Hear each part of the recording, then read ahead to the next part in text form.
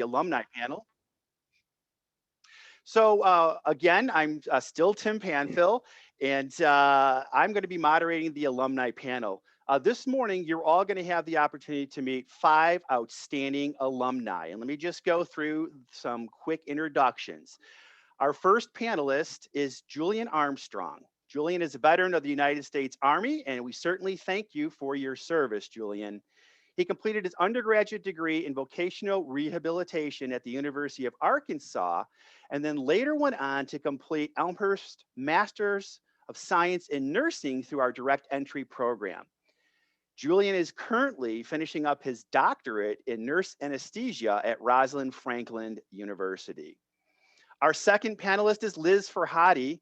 Liz is a high school teacher at York High School, which is literally like 10 blocks away from the Elmhurst University campus. She's been teaching for 7 years and completed Elmhurst MED in teacher leadership. And check this out, while teaching full-time and raising a 1-year-old son. Liz, I'm guessing that our audience may have a few questions for you a little bit later on. Our third panelist is Joanne Mcginnis. Joanne is a retired commercial real estate executive who spent 20 years as the chief operating officer for Inland Realty. Joanne now spends her time serving as a director on 3 different boards and teaches business courses part-time for the Elmhurst MBA program. She earned her BS in business administration from Elmhurst while working full-time, and then completed her MBA online in 1 year, also from Elmhurst University. Our fourth panelist joining us this morning, Ian O'Malley, is the Director of Strategic Sourcing for University of Chicago Medicine. Ian has been at UCM for 9 years with prior experience in automotive and alternative energy supply chain management. Ian manages a team that is responsible for the sourcing, contracting, and technology assessments for all medical devices and equipment at UCM, and holds an MS in supply chain management from Elmhurst University. And fifth, but certainly not least, MBA alum Mark Tortorello. Mark is a healthcare district sales manager for Grainger, where he manages a team of 13 people with a sales territory ranging from central Illinois up to the Wisconsin border, northern Illinois, and western Michigan. Okay, panelists, thank you all for being with us this morning. I can't see everybody, so I'm hoping everybody is logged in there. Can we just do a quick check there? Julian, can you say hi? Hi. Thanks, Julian. Liz? Hi. Joanne? Morning, Tim. Morning. Ian? Morning, Tim. And Mark? Morning, Tim. All right, 5 for 5. I wish the White Sox had that good of a record. Okay, all right, here we go. First question. And shortly, we're going to ask the audience to go ahead and either unmute yourself or go ahead and type in questions into the chat. But for right now, we've got a few questions just to kind of warm up our alumni. The first question is, why did you decide to attend graduate school? In other words, what was your motivation for pursuing an advanced degree? And I'm going to start out with Julian. Okay, so the reason why I pursued an advanced degree is because it was really out of necessity. I was previously in a different profession, worked in juvenile detention for 11 years. Unfortunately, had an accident at work, so I was forced to switch careers. I knew I wanted to stay in the helping profession, did a lot of research looking at dental school, medical school, amongst other things, and finally decided on nurse anesthesia. And Elmhurst University provided me a great opportunity in fast tracking that, being able to go to the master's entry program, being able to show that I could do graduate level work once I applied to a doctorate program. But in nursing, I think I may be one of those unicorns that came in knowing exactly what I wanted to do in nursing as far as anesthesia.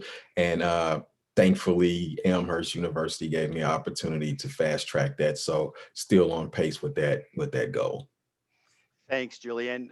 Liz, how about your decision to go on for your master's? Well, similarly to Julian, it was kind of necessity, just in that in the teaching field, you get paid more money when you have more school. So I had finished my undergraduate at Elmhurst, obviously, and I was teaching for 2 years and kind of first of all, felt like I needed to learn again, like learn how to be better at my job. And if you're not going to school, that's kind of hard to do. So it was two reasons, to learn some more about how to be a professional and then also make more money. Liz, I know exactly how you feel. I earned my MBA back in 1997. That was a while ago. And I'm excited. I just got admitted to the new graduate certificate in innovation and entrepreneurship that launches this fall. So I can't wait to be back in the classroom. Yes. Now, Joanne, I think you had possibly a little bit different reason for going back to school for your MBA. I did. It was twofold, really. One is I think everybody heard that, 12% now has their graduate degrees. And for me, even though I was able to climb the corporate ladder because I worked at one place for such a long time, it really became to be that everybody I was supervising had their advanced degrees. I just think it's happening more and more. But one of the reasons why I wanted to go back and get the MBA also was because I knew I was going to be retiring from my career and I wanted to teach. So getting the MBA allowed me to be able to start teaching part-time. And so now I'm teaching MBA classes and being recruited by other schools to, also adjunct teach for them. And I'd never be able to do that without the MBA. Thanks, Joanne. Ian, how about you? Yeah, for me, it wasn't, a requirement, and it was definitely something I always kind of wanted to do. And I was looking at it. I was pretty young in my career, only 3 or 4 years in, and I knew I wanted to do it before I had, other commitments, particularly kids, which I now have, and would be much more difficult with little kids. But it was also just I didn't want to be sitting around and an opportunity came up and I didn't get it because I didn't have that one, thing that they were looking for, which would be a master's degree. I do believe that in life, timing is almost everything in business. I feel like, either you're in the right place and you position yourself to be in the right place.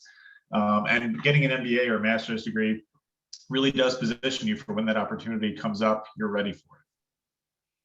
One of my favorite quotes is success is where opportunity and preparation meet. And I think you hit that right on the head there. Yeah. All right, Mark, our MBA alum from 2015. Why did you go back to school?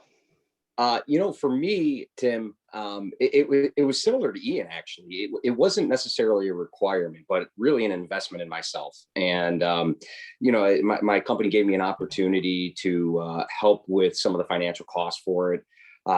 It was actually at an interesting time in my life. I had my oldest was ready to turn 5. My daughter was 2, and we just had a newborn baby who was 3 months old when I started. So it was an interesting time in my life to do it. But I just figured that, I knew I wanted to advance in my career at Grainger. And the company was willing to invest in me. I wanted to invest in myself. It was one of the best decisions that I ever made because ever since I did get that master's back in 2015, I've actually had the good fortune and been blessed to have been promoted twice already at Grainger. And there's no doubt in my mind that because of getting that master's degree, the company, wanted to invest in me and they wanted a return on their investment. And because of that, I've had the good fortune of advancing in my career, and I knew getting that MBA would help with just that.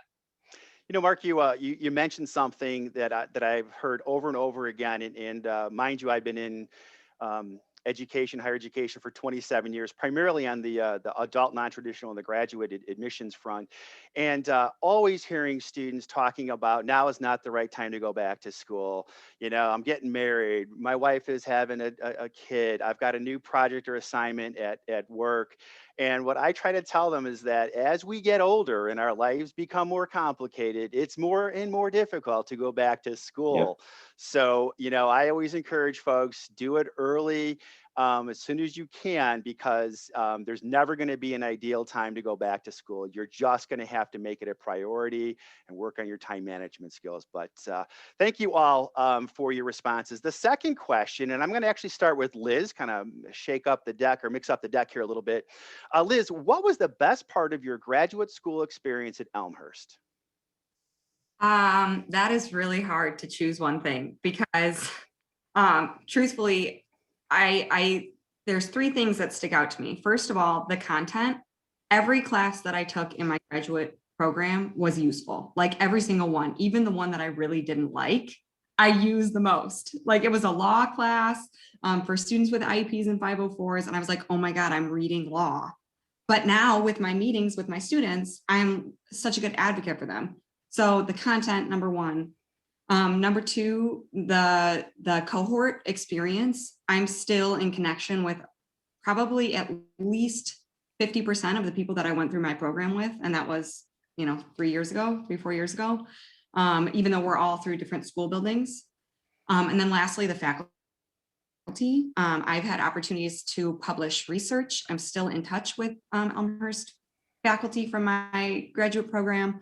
And I don't think that that's true everywhere you go. You mentioned keeping in contact with your cohort, and I hear that so much from alumni and from the faculty, especially from the IO psychology graduates. So if you're out there and you're looking at our IO psychology program, you will have friends for life. They have annual reunions and gatherings, and obviously this past year when they couldn't gather, together physically, they were gathering together on Zoom. But our MED in early childhood education, Dr. Wayman, hosts monthly teacher reflective practice sessions so that her alums can share what's going on in their school buildings and help each other with maybe situations that they're encountering. But there's a lot of camaraderie, easy for me to say, with these cohorts. And even if your program is not cohort based, I think our alumni network is a very tightly knit population. All right, I'm going to move on to Ian. Ian, what was the best part of your graduate school experience? For me, it was definitely, being part of a cohort. I went to the part-time supply chain program, and it was really getting feedback and methods and experiences from all different industries as to how they tackle different problems. So one of the advantages of the graduate program is you're going to school with, in the part-time program with people that have experience in different industries. And I love that because I gain a lot from what someone is doing in, the retail supply chain versus, someone that's in automotive or someone that's in healthcare.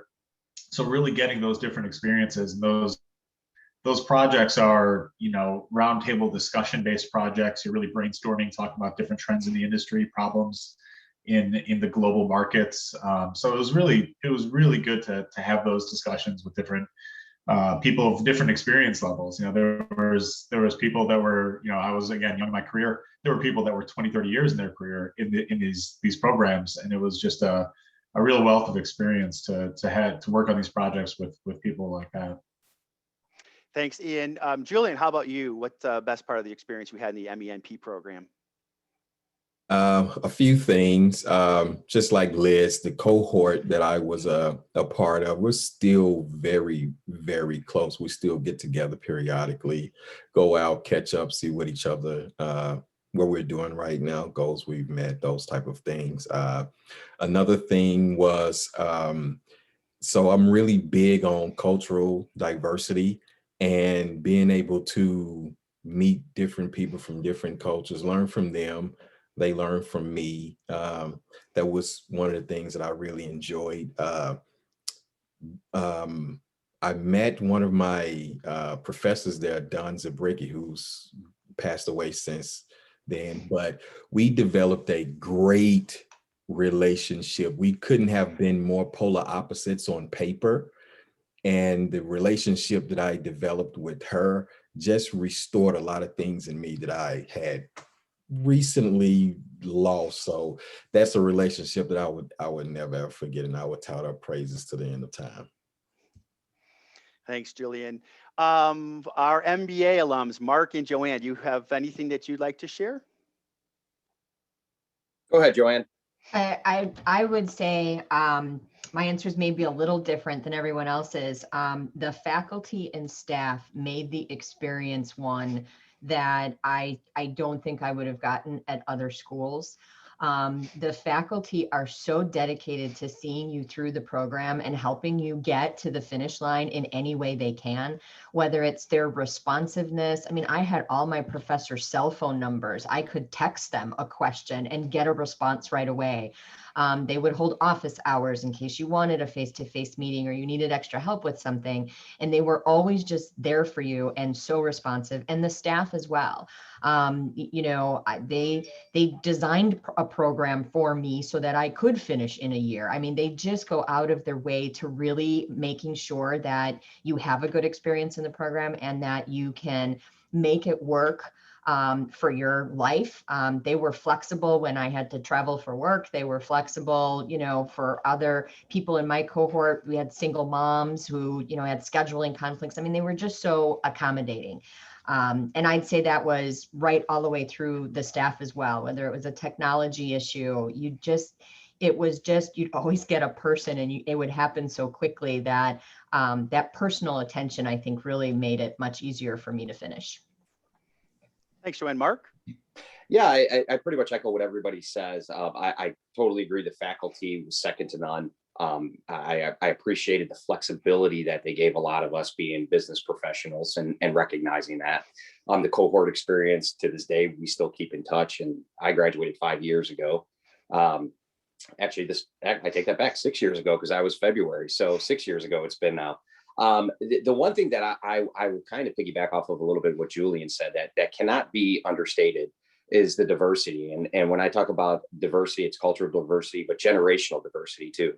And as a leader now, having that experience has really helped me in understanding the diverse backgrounds and personalities and being able to lead the dynamic group that we end up having here. So that cannot be understated at all, is getting that experience and learning how to work with the different backgrounds and the different generations as part of your cohort. Thanks, Mark. While I'm not an alum from Elmhurst University, I will share that personally, my favorite part of graduate school, and I know my undergraduate colleagues hate this, but no gen eds. There was no core curriculum. Everything I learned in my MBA program were courses that I wanted to, have more information about, and stuff that I learned, in class at night that I was able to actually implement the next day at work. So it's different. So if you're wondering, how tough is graduate school, it's not rocket science. Okay, you can do this. I did this, and I'm a U of I, we'll say, dropout. Okay. Took me 7 years to earn my bachelor's degree. And I have a shirt that says college, the best 7 years of my life, which my wife hates when I wear, but that's the truth. I mean, I wasn't a great undergraduate student, and then I rocked my MBA program because I really enjoyed every class. I enjoyed learning from faculty who were working by day and teaching by night, and they were not just educated through research and textbooks. And it was a wonderful experience. I learned almost as much from the faculty and the textbooks as I did from my classmates. And that's a prize, not just the MBA experience. That's going to be pretty much any graduate program that you enroll in here. Okay, I just got a warning that we have 15 minutes to go. So I'm going to open up this next question to anybody. How has your master's degree helped advance your career? And I know some of you have touched on this, but does anybody want to, perhaps share any additional examples? So how have you been able to advance in your career field by having the master's degree? Anybody want to jump in? I will say, as going for a doctorate degree now, first doing a master's program, I will honestly say if I hadn't done that program, I don't think I would have been successful in the program that I am now. Figuring out how to study at the graduate level is different than undergraduate level. So being able to go through that very rigorous program got my mind right from when I got accepted into the anesthesia program, to be able to study in the correct way, learn how to set certain boundaries when you're going through a program like this, and be able to be successful. So I definitely would say it helped me with learning how to study differently. Thanks, Julian. Anybody else want to share, specifics of how having the master's degree on their resume actually helped propel their career forward? Well, Tim, I guess I'll just reiterate kind of what I said in the beginning, is that, my company put in, I've always believed it being an investment in myself. My company also helped with the investment, and they always want, any business wants to see a return on their investment. I can't tell you how fortunate and blessed I've been because of that. I said it earlier that because of this, it's not coincidental to me that, in the time frame that I've graduated, I've been blessed and fortunate to have 2 promotions in that time frame. And it's a simple correlation to me at the end of the day. What's the bottom line? What's the common denominator in all of it? It was me getting my master's. So it definitely was a profound impact on my career. And I think Joanne Mcginnis mentioned earlier that, her reason for going for the MBA so that she could teach. That was actually, Joanne, my motivation back in the 90s. I never saw myself as a corporate vice president, but I did have this urge to teach. I had such a great experience in my graduate program that I really wanted to get back into the classroom. I've had the opportunity to do so, and it's been very, very rewarding. Okay, we're going to move on to the last question. So, folks, if you want to start entering your questions into the chat, we're going to get to those in just a moment here. But the next question is, what tips can you share with the prospective students who are logged in this morning in terms of managing your personal and professional commitments while you are enrolled in graduate school? So how did you do it? How are you able to juggle your job, your family life, as well as your classes? And I'm going to pick on Ian to start. I think I managed it well. It is difficult to do. It is, you see your social life takes a hit. There's no doubt about that. You're meeting with your cohorts on the weekends. Your classes are at night. You dedicate most of your free time into doing homework, reading, research, or meeting with the cohort. So it is difficult to do. It's challenging. You get really good at time management. And adhering to a calendar, which is, in itself a professional requirement as you advance in your career. So it does kind of hone in those skills, is that you need to be very good at time management, allocating what remaining time you have to your family and things like that. But it's a challenge, and it's part of the risk reward, I guess, of you dedicate X amount of time to this, and it is stressful, but it is in a defined period, and you go through this and you know that there's light at the end of the tunnel. And when that tunnel does arrive, it's amazing. You don't know what to do with all your free time, which is good. So you try to pick up other challenges and hobbies at the end of it. Yeah, Ian, in the process of getting my MBA, I got married and bought a house. So when I finally finished up my program, I had a honey-do list, very, very long. But you're right. I mean, in terms of the time management skills, I was probably never in my entire life better at managing my time than when I was a graduate student. All right, Liz, during your introduction, I talked about you being a full-time teacher, a new mom, and doing your master's in education and teacher leadership. How'd you handle that? How did it work for you? Yeah, so some of the things that Ian was touching on, obviously, it's time management, which I've always been like a religious planner person, very type A. So that really helps. But the other thing is asking for help. I have a spouse. He was able to help with my child. You just have to ask when you need it. And then the other thing I want to touch on is the fact that the program was designed to set me up for the most success possible in terms of planning. So for example, the classes that I took were at I think 4 until 7:30 or something. So there wasn't a class in the middle of the day that I obviously wouldn't be able to take because I have a career, and then I loved in my program, there was the hybrid format. So I was taking 2 classes at a time, but one day would be in person and one would be online. So I was able to do 2 classes at the same time. They went very well with each other. And then my professors were able to help me set up my schedule so that I would be successful within the given time that I wanted to graduate. So. Excellent. Yeah. Any of our other alumni want to chime into this question? Otherwise, I'm seeing some really good questions being entered into the chat. And I was actually just typing my response to that one. So I'll let anybody. Yeah, I guess, Tim, this is Mark. The only other thing I would add is you're going to hear a common theme of time management. And the only thing I'd add to that is, as crazy as it sounds, that was so, you asked the question earlier of what was some of the greatest experiences that you got out of it, right? The time management piece was probably one of the greatest experiences that I had, because what it helped me do was get the confidence and gain the confidence that at the end of the day, no matter what is thrown at me in my career. This helped me completely give me the confidence that I know I'm going to be able to complete it. And at the end of the day, when you finish your program, you're going to look back on it. You're going to see everything, take pride in what you did, but realize that, like I said, that confidence is there where you feel like nothing is going to be able to stop you in your career now. And you're going to be able, no matter how much, your job throws at you, you will have the confidence in knowing you'll be able to get it done. Yeah, absolutely.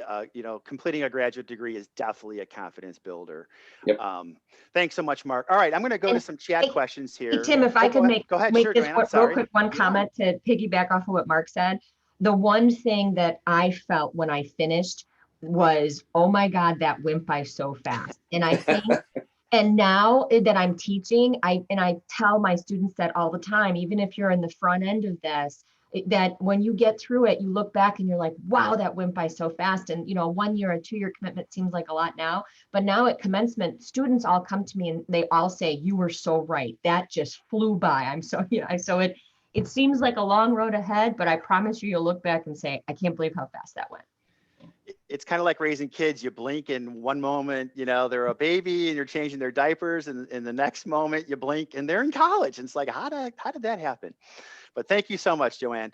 Okay, this question is actually for Julian. So Julian, you mentioned that you had to learn a new way of studying and setting boundaries as you went through your program. Can you expand a bit on this? Yes. So graduate level studying, it goes, and I can only speak to nursing in the levels I've went to. So in undergrad, in my opinion, it was more surface level. We didn't go real deep into the content, but at the graduate level, even from master's to doctorate right now, you go to a much deeper level, and it's on you to get the information. One of my professors told me once before, and it was the best advice I've ever gotten, is nobody's responsible for your learning but you. So it's really up to you to get the content. You are the one, you have to find the resources and those things. They provide them, but it's up to you to actually use it. And just a quick example, my MSN degree, I may have learned about what a medication does. My doctorate degree, I really have to know the receptors and what the receptor does with the medication. It just goes to a much deeper level. So you really have to train yourself to study at the level that you're trying to practice to. Can I answer one more question that somebody asked me? Sure, go right ahead. Please do. Richard asked me about, he wants to go into anesthesia. How does it work after completing the direct entry program? Richard, if you do the direct entry program, you'd have to work in the ICU for the minimum is a year, but honestly speaking, you will end up doing 2 years, because if you apply, once you finish your first year in the ICU, it'll be a year before you actually get accepted. And I will say, getting a master's degree in nursing definitely sets you up to go straight into the ICU. It's not always done. It's not an easy thing to do, but if you communicate with the right people, it's something that you can definitely do. And don't let anybody discourage you from doing it, because you have to have that ICU experience before you can even apply to anesthesia school. But it's a great segue into that. Great. Hey, Julian, the door is open if you want to join the program discussion breakout for the MEMP program at 10:30. We can send you over the link. All right, we're running short on time, but I've got a question here, and I hear this all the time in the admission office. Thanks for sharing your experience. Did you see an increase in your salary after completing your graduate degrees? And I don't think we need to share any specific information, but if any of the panelists want to chime in and talk about maybe a percentage increase, how long it took for you to actually see that increase in income. Who'd like to jump in? Mine is easy. I mean, for those of you, anybody out there looking for the teacher leadership program or anything master's in education, it's a salary step schedule for most schools. So, as soon as I completed my program, I submitted the paperwork for my school and then got the pay increase. So for teaching, it's easy. Yeah, I think Mark mentioned earlier, but it's hard to define exactly, was it the master's degree that got you it, but there's a strong correlation within a pretty quick time frame afterwards of, when I saw advances and significant salary increases. So I would say within 12 to 24 months. And again, in business, it's mostly waiting for the opportunity to arise, so you're ready for it. So but there's always opportunities popping up. So I would say it was a pretty quick return within a year or two that you saw significant salary increase. And one other thing to keep in mind is, according to the Bureau of Labor Statistics, the higher level that one has in terms of education, the lower the unemployment rate. So it's not necessarily always about more money, but it's also about not being out of work when we have a recession or, God knows, a global pandemic. Any other alums want to share their salary increase experience? Well, I'll answer it a little differently as an employer. As my employees received their advanced degrees, I would say that we would always have a conversation with HR about a 10% increase, only because we knew that those employees are at risk for being recruited and leaving to go to other companies who, because their resume now has 3 initials after their name right up at the top, and we were at risk for losing those people. So we gave the increase in employment really as a retention tactic. That's interesting. Thanks for sharing that. There was a question that was typed in early on in the chat. It was about help with your thesis. And I want to share that our master's programs typically don't involve a thesis. We're more capstone project based. So it's going to be either an individual capstone project, an internship opportunity, or a group capstone project, where the students will be teamed up together to work often on a real world, situation, or be paired with an existing business. Ian, can you maybe share? I know supply chain has a capstone project that literally the whole second year of the program, you begin working with your capstone group to create, and then literally the last night of class, you present that to a pretty tough audience of graduates, faculty, and business owners. Yeah, the capstone project is really cool. I mean, it's you get to work and do a project for a company. So we actually did a project of implementing a transportation management solution for Crate and Barrel. So we did a whole analysis of their warehouse, their receiving logistics, and what actually did an RFI, RFP out to a company for them, working with their supply chain team. So it was a great experience. And then, yeah, like you said, presenting out to a group that will pick apart and dissect all your work. It was really, forced us to prepare and challenge ourselves and make sure that we left no stone unturned. But also, I think we delivered a great product and a great project to the company, which netted them a significant cost savings and operational efficiencies. So it was a cool project. It's a cool concept. I think it's great that companies look to graduate cohorts like Elmhurst to engage in projects like that, it's a great experience for the team. You touched on a theme of all of our graduate programs. You're not going to learn just the technical skills or have the technical knowledge, but at Elmhurst, we do focus on your communication skills, because you could be the most brilliant person in the world, but if you can't share your knowledge up and down the organization, your career is not going to go anywhere. So I would share that your communication skills are just as important as your technical skills. Okay, I apologize. We are running out of time, and I know there's many questions that we did not get a chance to answer. I did want to just, before we close out the session, to ask the panelists if they'd like to share, any words of wisdom or final thoughts. And we're going to work backwards. I'm going to start with Mark. So anything you'd like to share with the prospective students that are logged in this morning? Yeah, so thanks, Tim. I think for me, you touched on it earlier, and Tim, you've heard me say this. I've done this quite a few times already, and you've heard me say this, and I hope this doesn't come across the wrong way or deter anybody. But if you're waiting for the perfect time, there's no perfect time ever to get a master's degree. There really isn't. We're all busy. We all have competing priorities. So there's never going to be a perfect time for you to go back and do it. So, to me, rip that Band-Aid off. Not to steal from Nike, but just do it. Just go and get it. You've heard me say this a couple of times. You're investing in yourself, and next to your kids, there is absolutely no better investment that you can make. So if you're worried about, when is going to be the perfect time to do it, there's not. I'm just being transparent here with that. So get that out of your head. Don't let that be something that holds you back. And just go and do it, because it will be one of the greatest investments that you can ever make in your life. And that's in yourself. Graduate school, the gift that keeps on giving. Yeah, absolutely. Thanks, Mark. Ian, any parting thoughts or comments you'd like to share?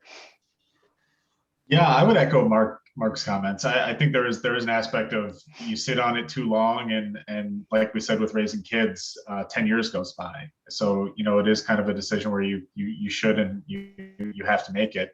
I would say at the end of the day, a graduate degree is not going to make your dreams come true in itself. Just getting that certificate, just saying that you have it, it's going to be up to you. It's what you make out of the program. It's what you get out of it. You still have to push. You still have to, start networking while you're in the program, looking at companies that, maybe hiring if you're looking to change careers, looking at what they're looking for, trying to get experience in that. So it is still up to you, and it's what you get out of the program. As in anything in life, you're going to have to. It's your drive, your ambition, your interest in advancing yourself that's going to really come through in interviews and your career. So just keep that in mind, that if you're not passionate about yourself and advancing yourself, you're still going to have challenges. The MBA degree is just the fast pass, in Disney World. It will get you ahead if you're the right candidate and you have the ambition. Thanks, Ian. You touched on the ROI of graduate school as well. Let's go to Julian. So, Final thoughts, words of wisdom. Advice I would give is be resilient, set a goal, go after it, enjoy the journey, no matter where you're at in life. I'm a prime example of that. Had to switch careers. I'm 40 years old now. I was kind of like, man, I don't want to go back to school at 40. Jeez, this is ridiculous. But thinking about it, I graduate with a doctorate degree in anesthesia at 40. 20 years of practice and I'll be only 60. I look at my father who's 60 now, he's still running around building houses. So, hey, go for it. Hey, 60 is the new 40, they say, right? Liz. In addition to what everybody else has already said, I just want to say to ask for help when you need it. I'm seeing the questions come through in the chat, and I'm trying to field the ones that I can, but not just help in your personal life when you do decide to begin the program, but also help from people at Elmhurst. There has never been a chance where I wasn't able to get a hold of somebody. I frequently would just walk over to the admissions office and be like, I have this question, who can get me the answer? And they would either have the answer or send me in the right direction. So those of you who are here with questions, either ask them here or don't hesitate to call admissions, or Tim, I'm sure you've got a better number to call, but ask for the help. Don't let a question be what stops you from starting the program. Absolutely. Thank you so much for that, Liz. And Joanne Mcginnis, bring us home. Well, I want to piggyback off of something Ian said. I like how he called the MBA the Disney World Fast Pass, and it really made me think about how employers, when they see advanced degrees, especially the MBA, they know you've taken some accounting, some finance, some marketing, some leadership, some communication classes. They know you have this well-rounded business, education, and I think that says a lot. But I'll say, as far as my tip goes, I think the scariest part is just making that decision to start. I agree with Mark. There's never a good time. There's always some excuse you can make for why, to put it off. But the scariest part is just making that decision. And I'll steal Tim Riccardardi's line. He's always preaching, you can't finish if you don't start. And it's a very simple line of his, but it really helped me make that decision of, all right, I'm going to jump in and do this. And there's an immediate benefit, is that the minute you start the program, you can put MBA candidate right on your resume. So you get that, it's that instantaneous gratification, and that helps you off from day one. So I wish you all the best of luck.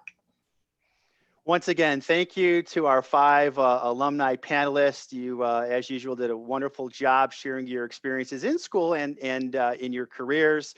I'd also like to thank all the prospective students who have logged in this morning to learn more about the programs we offer and the experiences of our students and alumni.